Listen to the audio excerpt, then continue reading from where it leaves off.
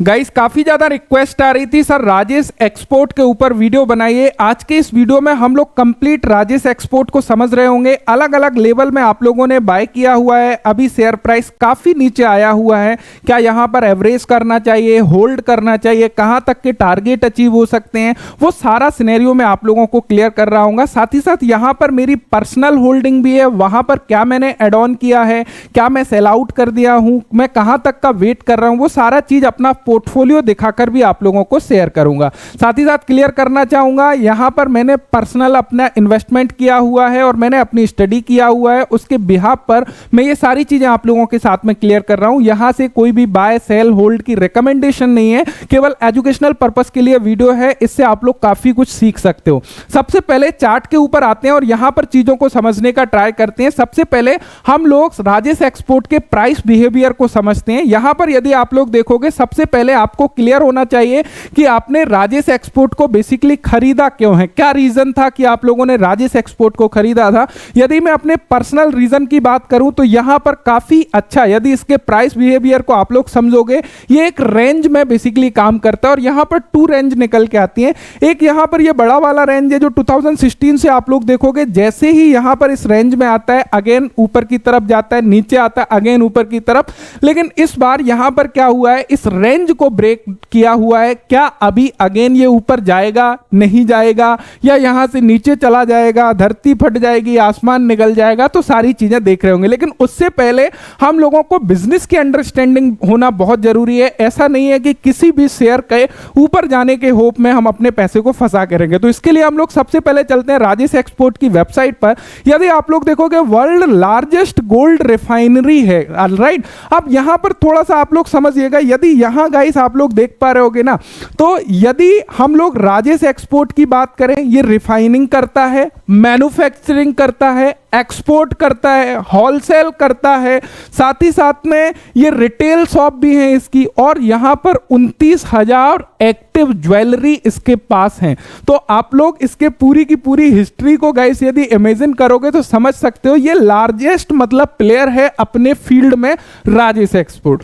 और इसकी एक विशेषता है कि यहां पर इसके जो मार्जिन है वो काफी कम मार्जिन रहते हैं, लेकिन यहां पे वॉल्यूम इसका काफी है, यानी कि काफी जो है लार्ज, यहां पे ये अपने लार्ज स्केल पर यहां पर काम करता है। तो कंपनी में कोई दौराह नहीं है कि ये कंपनी की बहुत ज्यादा रिस्की या कुछ भी ऐसा नहीं है। अब यहां पर थोड़ा सा फाइनेंशियल को समझते हैं।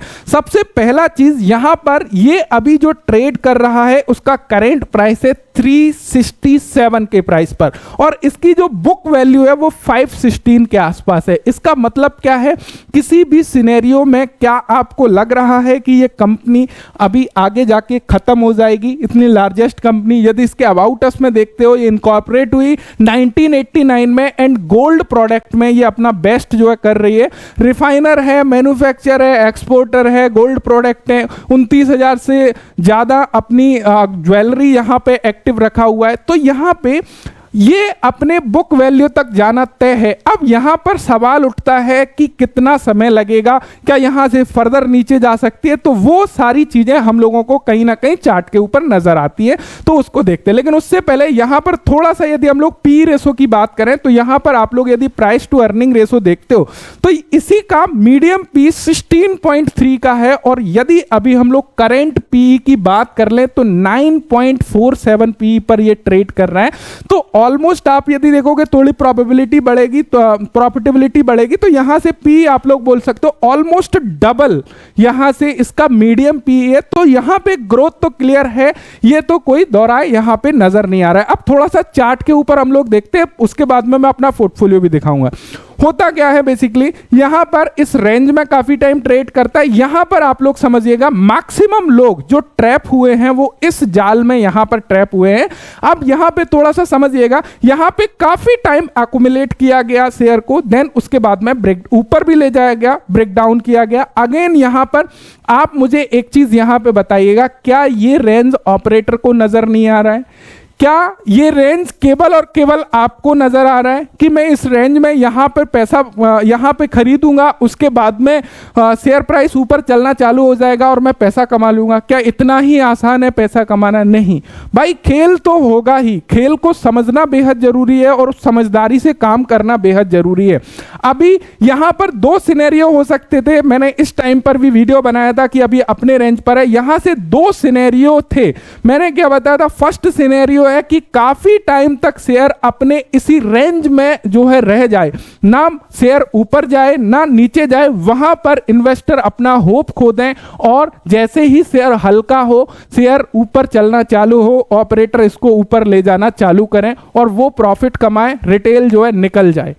दूसरा सिनेरियो था कि यहां पर पैनिक सिचुएशन क्रिएट की जाए। जब पैनिक सिचुएशन क्रिएट होती है तो रिटेल सबसे पहले भागता है, वो अपने पोर्टफोलियो में लॉस नहीं देखना चाहता। भले ही यहां पर अपने पोर्टफोलियो का 5% हिस्सा लगा हुआ है, उसको 19 स्टॉक जो है अपने पोर्टफोलियो का प्रॉफिट दे रहे हो, लेकिन जो स्टॉक लॉस दे रहा है ना, उसको वो नहीं देख पाता, तुरंत इमीडिएटली बिना स्टडी किए हुए भाग जाता है और वहां से शेयर हल्का होता है, फिर जो है चलना चालू करता है। तो यहां पर सेकंड सिनेरियो हुआ कि यहां पर पैनिक क्रिएट हुआ। काफी सारी वीडियोस आप लोगों ने कहा अभी सारा माहौल ठंडा है, कोई इशू की बात नहीं चल रही है। अब देखो थोड़ा सा डेली टाइम फ्रेम पर आते हैं, वहां पर मैं बहुत ही इंटरेस्टिंग चीज दिखाता हूं। यहां पे आप लोग देखोगे डेली टाइम फ्रेम में क्या किया गया, यहां पे क्या किया गया डेली टाइम फ्रेम में, चीजों को समझिएगा, एक एक चीज आपको नजर आएगी क्लियर कट। यहां से ब्रेकडाउन हुआ, काफी पैनिक सिचुएशन में ब्रेकडाउन हुआ। क्यों? एक रीजन है कि यहां पर स्टॉप लॉस लगा हुआ था, स्टॉप लॉस हिट हुआ, काफी ज्यादा सेलिंग आई और यहां पर शेयर प्राइस यहां पे फॉल कर गया। यहां पे एक्यूमुलेशन हुआ, एक्यूमुलेशन होने के बाद में ऊपर चलना चालू किया। जब एक्यूमुलेशन होने के बाद में ऊपर चलना चालू किया ना, तो जो स्मार्ट लोग हैं ना, वो यहां पे परचेस करने लगे। फिर भी जो कुछ स्मार्ट लोग बचे वो यहां पर बाय करने लगे। जैसे ही बाय यहां पर किए, अगेन एक झटका और दिया और जो स्टॉप लॉस लगाए थे ना कि हल्का सा स्टॉप लॉस लगा के हम इतना कैप्चर कर लेंगे, वो उनका स्टॉप लॉस भी हिट हो गया।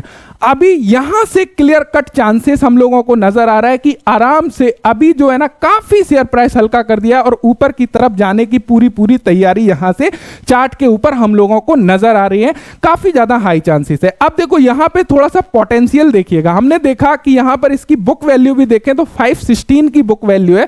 यदि मरी हालत में भी ये शेयर अभी इतना पिटा हुआ है और ये अपनी बुक वैल्यू तक फॉर एग्जाम्पल जाता है, थोड़ा सा समझने का ट्राई करिएगा।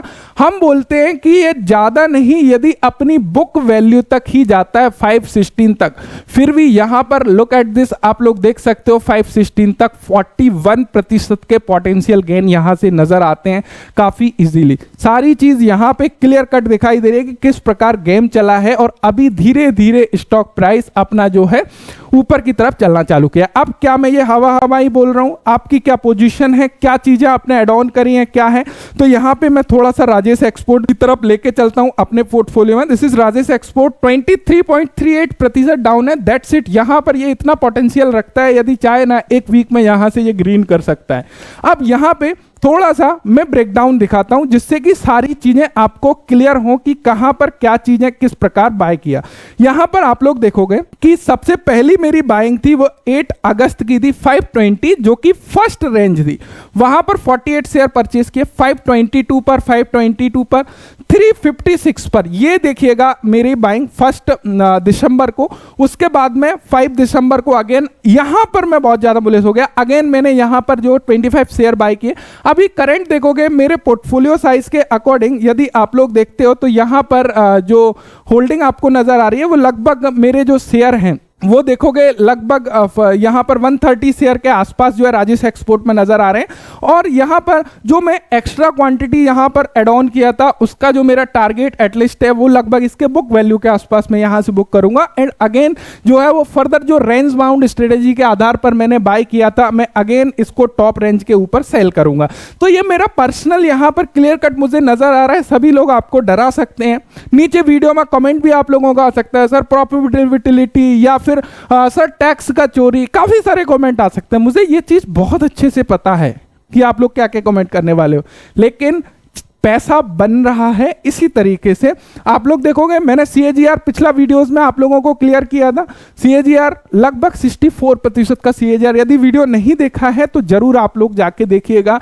ये ऐसी अपॉर्चुनिटी आप लोगों को फाइंड आउट करनी होती है। यहां पैनिक सिचुएशन क्रिएट करी गई हो, सारी चीजें, और कंपनी अपने फील्ड में एक अच्छी पोजीशन पर हो, और यहां पर तो कोई शक वाली बात ही नहीं है, राइट। सो आई होप आप लोगों को चीजें यहां पे क्लियर हुई होंगी। So thank you so much video देखने के लिए। Thanks for watching and bye bye.